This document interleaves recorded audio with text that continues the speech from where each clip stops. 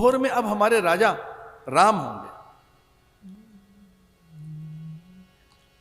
हमारे राम राजा बनाए जाएंगे, हमारे राम राजा बनाए जाएंगे, हमारे राम राजा बनाए जाएंगे, हमारे राम राजा बनाए जाएंगे, हमारे राम राजा बनाए जाएंगे, हमारे राम राजा बनाए जाएंगे, हमारे राम राजा बनाए जाएंगे, हमारे राम राजा बनाए जाएंगे। और इस प्रकार पूरी अयोध्या में आनंदोल्लास है। राजा रात्रि का प्रथम प्रहर बीत जाने के बाद लौटना चाहते हैं और ये प्रथम प्रहर भी गया और मध्य रात्रि आने को है। पूरी प्रजा के उल्लास, आनंद, उमंग और एक विशेष प्रकार के नवरस में डूबा राजा दशरथ का मन लौटे कैसे।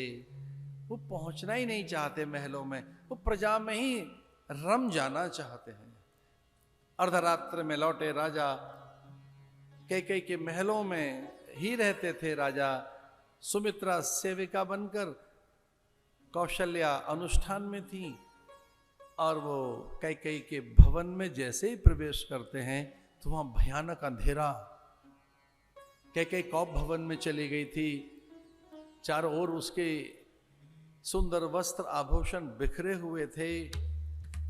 ये राजा को व्यथित करने का दूसरा चरण था कि कैसे राजा व्यथित हों। तो जो सुंदर आभूषण पहनती थी मां कैकेयी वो बिखरे हुए हैं, वस्त्र भी, मंगल कलश औंधे हैं, कहीं कोई प्रकाश नहीं, गहरा अंधकार है।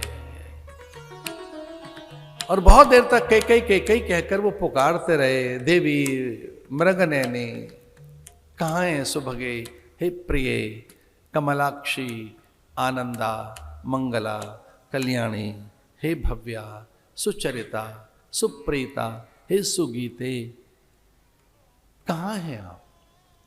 और सहसा मंथरा ने संकेत किया कि वो कोप भवन में हैं। और ये नाम सुनते ही भयभीत हुए राजा वहां पहुंचे तो रानी रो रही थी और वो बहुत देर तक रोती रही। राजा व्याकुल हो गए। राजा ने कहा मैं समझ गया किसी ने अपराध किया है। कौन है वह अपराधी, उसे मृत्युदंड दिया जाएगा। अब भी मैं राज्य दरबार लगाऊंगा। कौन है, मैं अपने ही अस्त्र शस्त्र से उसके संपूर्ण अंगों को विदीर्ण कर दूंगा। वो कौन है जिसने तुझे व्यथित किया है, तुझे कष्ट किसने पहुंचाया, वो अपराधी है कौन। और तीसरा चरण यह था कि अपराधी का नाम बताना है। मंथरा ने कहा था बार बार पूछेंगे राजा दशरथ कि वो अपराधी कौन है, तो तुम अपराधी का नाम बताना कि अपराधी कौन है जिसने व्यथा दी है, दुख दिया है, अपघात किया है, अविश्वास किया है, जिसने विश्वास तोड़ दिया है, जिसने आत्मछल किया है, संबंधों में दुराव और छिपाव पैदा किया है।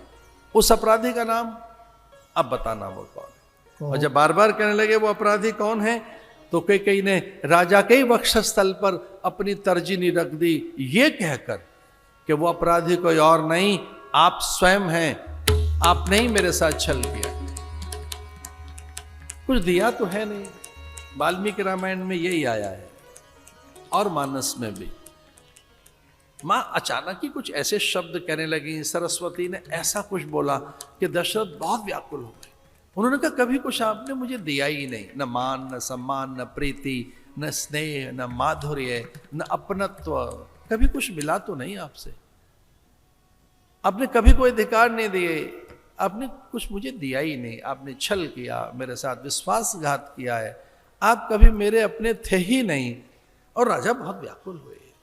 राजा ने कहा ऐसा कुछ नहीं है, मैं प्राण दे सकता हूं, तू मांग, क्या मांगना चाहती है, तू प्रसन्न कैसे होगी। और राजा को लगा कि कोई ऐसी बात हो गई है जिस कारण रानी बहुत व्यथित है, लेकिन अब रानी को प्रसन्न कैसे किया जाए। और रानी ने कहा कि मेरी प्रसन्नता का तो अब कोई प्रश्न ही नहीं है, अब तो मैं मांगूंगी जो मेरे अधिकार हैं। इसलिए मैं आपसे कुछ याचना नहीं करूंगी, प्रसाद में नहीं चाहिए, उपहार में नहीं चाहिए, प्रतिदान नहीं चाहिए, प्रतिसाद नहीं चाहिए, कोई कृतज्ञता व्यक्त नहीं करूंगी, कुछ मांगूंगी तो अपना ही मांगूंगी, आपसे कुछ लेना नहीं है, आप कुछ देने के लायक भी नहीं है। ये काफी था इतना सुनना, जो कि रामायण में आता है।